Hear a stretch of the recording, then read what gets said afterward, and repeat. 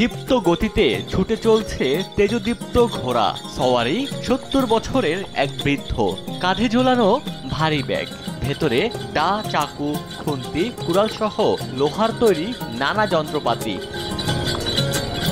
পিঠে ভারী বস্তা বেঁধে এক হাতে ঘোড়ার লাগাম আর অন্য হাতে চাবুক নিয়ে এভাবেই টকবক টকবক করে ছুটছে মনু মিয়ার ঘোড়া। উদ্দেশ্য শেষ ঠিকানার মাটির ঘর তৈরি। কোথাও কারোর মৃত্যুর খবর এলে এভাবেই কবর খুঁড়তে ছুটে চলেন কিশোরগঞ্জের ইটনা উপজেলার জয়সিদ্ধি ইউনিয়নের আলগাপাড়া গ্রামের মনু মিয়া। ১ বছর ২ বছর নয়, এভাবেই তার কেটে গেছে ৫০ বছরেরও বেশি সময়। মনু মিয়ার এমন উদ্দাম গতির ছুটে চলা দেখলেই যে কেউই বুঝতে পারেন নিশ্চিত কারো মৃত্যু হয়েছে। মৃতের বাড়িতে গিয়ে বাঁশ কাটা থেকে শুরু করে নিপুণ হাতে কবর খোঁড়ার কাজ করেন মনু মিয়া। দাফন শেষ করে বাড়ি ফেরেন তিনি। এজন্য নেন না কোনো পারিশ্রমিক, এমনকি গ্রহণ করেন না ওই বাড়ির কোনো খাবার।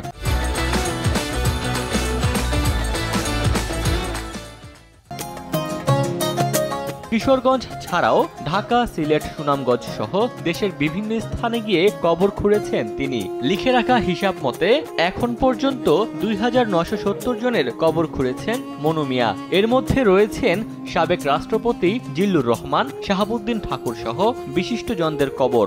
জীবনের বাকি সময়টুকু এভাবেই কবর খুঁড়ে কাটিয়ে দিতে চান এ বৃদ্ধ। এখান থেকে আমার মনে আবহাওয়া গেছে, আমি এই পর্যন্ত ঘোষণা করি, কইছে এই নাহলে আমার জীবন উঠাই দেবো। আমি এই কাজই করবো, যতদিন মাঠ উঠে তাই মাঠে উঠে ততদিন ওই কাজ করবো। আজ পর্যন্ত ২০৭০ সালে গণ হয়েছি। শেষ ইচ্ছা হলো আমার মুরব্বী আছে, আমার যতদিন মাঠে উঠে তাহি আমি ততদিন আমি আল্লাহর মূলে আমি জিনিসটা করে যাবো। আমার মরা সম্পদ আইলে পরে যে কোনো একজন মারা গেছে, রাজিউন, আমি রাজি, আমি রেডি আছি। ধরো দূর দূর হইলে গুড়া আছে, ডাহা ডুহা গেলে আমি গুড়াদা যেতাই না, আমি গাড়ি লয়ে যাই। বাবার জমি বিক্রি করে ঘোড়া কিনেছেন। যন্ত্রপাতি তৈরি করতে খরচ হয়েছে লাখ টাকা। সংসার চলে টেনে টুনে, এতেও বিন্দু মাত্র কোনো কষ্ট নেই। শেষ গোটা আমার খুব সুন্দর হইতো, মাসে দেখলে কইতো পরি অমুক আছেন এরকম করতো। আমি মরে গেলে কথাটা কইতো।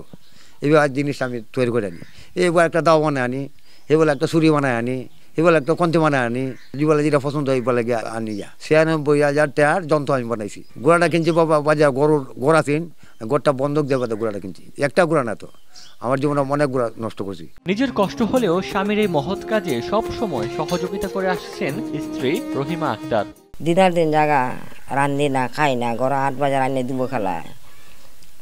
কতদিন দেখতে পারছি না, তুমি বা যাও গা, আমি কিবা করি আর আমার খালি করো তাহন লাগে। এগুলার জ্বর হয়েছে ৩ মাস হয়েছে, একটু পানিও খা না।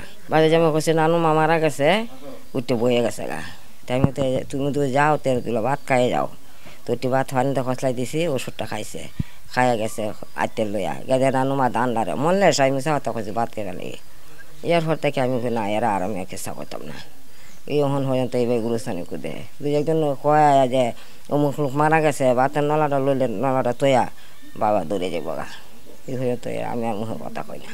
এলাকায় বা আশপাশে কারো মৃত্যু হলে ঘোড়ায় চড়ে যান কবর তৈরিতে, আর দূরে কোথাও হলে গাড়িতে যান। নিজে করেননি কোনো লেখাপড়া, তবে প্রতিটি মৃত্যুর ঘটনার নাম, ঠিকানা ও কবরের সংখ্যা লিখে রাখেন হিসেবের খাতায়। এলাকায় সবার কাছে শ্রদ্ধা ও সম্মানের পাত্র তিনি। পরিচিতি পেয়েছেন শেষ ঠিকানার কারিগর হিসেবে।